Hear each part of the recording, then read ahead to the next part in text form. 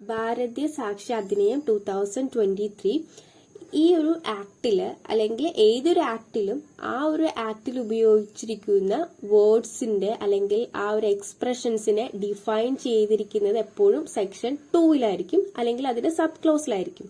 ഇവിടെ section 2 close ഡിയിലെ ഡോക്യുമെന്റ്സിന് എന്താണെന്നാണ് define ചെയ്തിരിക്കുന്നത്. Section 2 Clause D of BSA 2023 means any matter expressed or described or otherwise recorded upon any substance by means of letters, figures or marks or any other means or by more than one of those means intended to used or which may be used for the purpose of recording that matters and includes electronic and digital records. അതായത് ഒരു documents എന്ന് പറയുമ്പോൾ അത് express ചെയ്യുകയോ describe ചെയ്യുകയോ ഒരു statement express ചെയ്യുകയോ describe ചെയ്യുക അല്ലെങ്കിൽ വേറെ ഏതെങ്കിലും ഒരു രീതിയിലൂടെ നമ്മളത് റെക്കോർഡ് ചെയ്യപ്പെടുകയോ അതായത് ലെറ്റേഴ്സ് ആവാം, ഫിഗേഴ്സ് ആവാം, മാറ്റേഴ്സ് ആകാം, അല്ലെങ്കിൽ വേറെ ഏതെങ്കിലും മീൻസ് ആയിട്ടുള്ള കാര്യങ്ങൾ ഈ പറഞ്ഞിരിക്കുന്ന കാര്യങ്ങളുടെ കോമ്പിനേഷൻ ഉൾപ്പെടെ വേറെ ഏതെങ്കിലും ഒക്കെ രീതിയിൽ അത് റെക്കോർഡ് ചെയ്യപ്പെടുകയാണ്. അത് എന്താണ് അതിന്റെ ഉദ്ദേശം എന്ന് വെച്ചിട്ടുണ്ടെങ്കിൽ to be used or which may be used for the purpose of recording that matters. അതായത് അത്തരം കാര്യങ്ങൾ റെക്കോർഡ് ചെയ്യുകയാണ്, ഭാവിയിൽ അത് യൂസ് ചെയ്യപ്പെടണം എന്നൊരു ഇന്റൻഷനോട് കൂടി പല രീതികളിൽ ലെറ്റേഴ്സോ ഫിഗേഴ്സോ മാർക്സോ അല്ലെങ്കിൽ വേറെ ഏതെങ്കിലും ഒരു രീതിയിൽ നമ്മൾ അതിനെ ഡിസ്ക്രൈബ് ചെയ്ത് കൊടുക്കുക അല്ലെങ്കിൽ എക്സ്പ്രസ് ചെയ്യുന്ന കാര്യങ്ങളെയാണ് ഡോക്യുമെന്റ്സ് എന്ന് പറയുന്നത്. അപ്പൊ ഇതിൽ ഇൻക്ലൂഡ് ആയിട്ടുള്ളത് ഇലക്ട്രോണിക് റെക്കോർഡ്സും ഡിജിറ്റൽ റെക്കോർഡ്സും കൂടി ഇതിൽ ഇൻക്ലൂഡഡ് ആണ്. അതിനെയാണ് ഡോക്യുമെന്റ്സ് എന്ന് പറയുന്നത്. ഇതിന് ഇല്ലുസ്ട്രേഷൻസ് ഒരു 6 കൊടുത്തിട്ടുണ്ട്. അതിൽ ഫസ്റ്റ് എന്ന് പറയുന്നത് A writing is a document. Writing എന്ന് വെച്ചാൽ എഴുതപ്പെട്ടിട്ടുള്ള കാര്യങ്ങൾ, അതായത് ഇപ്പം ഫോർ എക്സാമ്പിൾ സൂയിസൈഡ് നോട്ട് എന്ന് പറയുന്നത് ആ മരിക്കുന്ന വ്യക്തി എഴുതി വെച്ചിരിക്കുന്ന കാര്യങ്ങളാണ്. അപ്പൊ അതിൽ മരിക്കാനുള്ള കാരണം അല്ലെങ്കിൽ ആരുടെയെങ്കിലും പ്രേരണ കൊണ്ടാണോ മരിക്കുന്ന കാര്യങ്ങളൊക്കെ ഒരു എവിഡൻസ് ആയിട്ട് അവർ എഴുതി വെച്ചിട്ടുണ്ടെങ്കിൽ ആ ഒരു ഡോക്യുമെന്റിനെയാണ്, ആ ഒരു സൂയിസൈഡ് നോട്ടിനെ നമുക്ക് ഡോക്യുമെന്റ് ആയിട്ട് എടുക്കാം. അപ്പം ആ ഒരു റൈറ്റിംഗ് ഡോക്യുമെന്റ് ആണ്, അതൊരു എവിഡൻസ് ആയിട്ട് നമുക്ക് എടുക്കാം. രണ്ടാമത്തേന്ന് പറയുന്നത് words printed, lithographed or photographs are documents.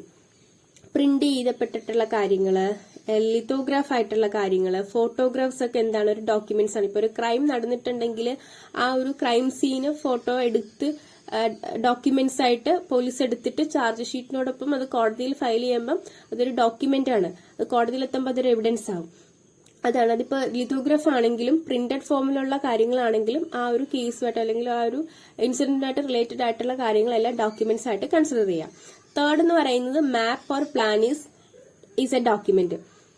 അതായത് ഒരു പർട്ടിക്കുലർ ക്രൈം ചെയ്യാനായിട്ട് ഒരു മാപ്പ് അല്ലെങ്കിൽ ഒരു പ്ലാൻ എന്ന് പറയുന്നത് ഒരു ക്രൈമായിട്ട് റിലേറ്റഡ് ആണെങ്കിൽ അതിനെ നമുക്ക് ഡോക്യുമെന്റ് ആയിട്ട് എടുക്കാം. ഫോർ എക്സാമ്പിൾ ഇപ്പം ഒരു ലോക്കൽ എക്സാമ്പിൾ പറയാനായിട്ട് ഇപ്പം ഗോവിന്ദൻ സ്വാമി ജയിലിൽ ചാടിയ ഒരു ഇൻസിഡന്റില് അയാൾക്കൊരു കൃത്യമായ ഒരു പ്ലാൻ അയാള് ഉണ്ടെന്ന് ഇപ്പൊ ഒരു എന്താ പറയാ അയാളുടെ ജയിലിലെ ചിത്രങ്ങളിൽ ചുമരുകളിൽ അയാൾ വരച്ചു വെച്ചിട്ടുണ്ടെങ്കിൽ അല്ലെങ്കിൽ അയാൾ അത് എങ്ങനെയെങ്കിലും ഒരു പേപ്പറിലൊക്കെ ആക്കി വെച്ചിട്ടുണ്ടെങ്കിൽ അയാളുടെ കസ്റ്റഡിയിൽ നിന്ന് അത് കിട്ടിയിട്ടുണ്ടെങ്കിൽ അയാൾക്ക് ജയിൽ ചാടാനായിട്ടുള്ള ഒരു പ്ലാൻ ഉണ്ടായിരുന്നെന്നോ അല്ലെങ്കിൽ അത് ചാടിക്കഴിഞ്ഞ് പുറത്തിറങ്ങി കഴിഞ്ഞപ്പോൾ എന്തെങ്കിലും ക്രൈം ചെയ്യാനായിട്ടുള്ള ഒരു ഇൻവെസ്റ്റിഗേഷൻ അയാൾ ഷെഡ്യൂൾ ചെയ്ത് വെച്ചിട്ടുണ്ടെങ്കിൽ ആ ഒരു പ്ലാന് അല്ലെങ്കിൽ അതിനുണ്ടാക്കിയ ആ ക്രൈം ചെയ്യാനുണ്ടാക്കിയ ആ ഒരു മാപ്പ് അതിനെയൊക്കെ എന്താ ഡോക്യുമെന്റ് ആയിട്ട് കൺസിഡർ ചെയ്യാം.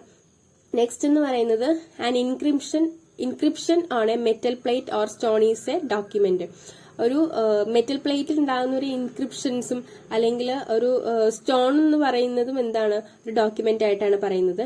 Next caricature is a document. ഒരു ക്രൈമിനെ റിലേറ്റഡ് ആയിട്ടുള്ള അല്ലെങ്കിൽ എന്തെങ്കിലും ഒരു ഗിൽറ്റി ഇന്റൻഷനോട് കൂടി റിലേറ്റഡ് ആയിട്ടുള്ള ഒരു കാരിക്കേച്ചർ എന്ന് പറയുന്നതും ആ ഒരു ഒഫൻസിനെ റിലേറ്റഡ് ചെയ്തിട്ടുണ്ടെങ്കിൽ അതിനെ എന്തെന്ന് പറയാം ഡോക്യുമെന്റ് ആയിട്ട് പറയാം.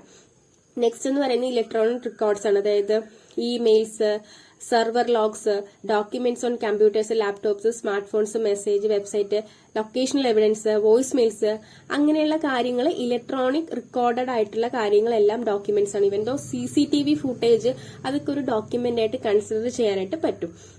അപ്പം അതിന് ഒരു സെക്കൻഡറി ഡോക്യുമെന്റ് ആണ് അല്ലെങ്കിൽ സെക്കൻഡറി എവിഡൻസ് ആണെങ്കിൽ പോലും ഇലക്ട്രോണിക് റെക്കോർഡ്സ് അല്ലെങ്കിൽ ഡിജിറ്റൽ റെക്കോർഡ്സ് എന്നതാണ് ഡോക്യുമെന്റ്സിന്റെ ഡെഫിനിഷനിൽ പറയുന്നത്.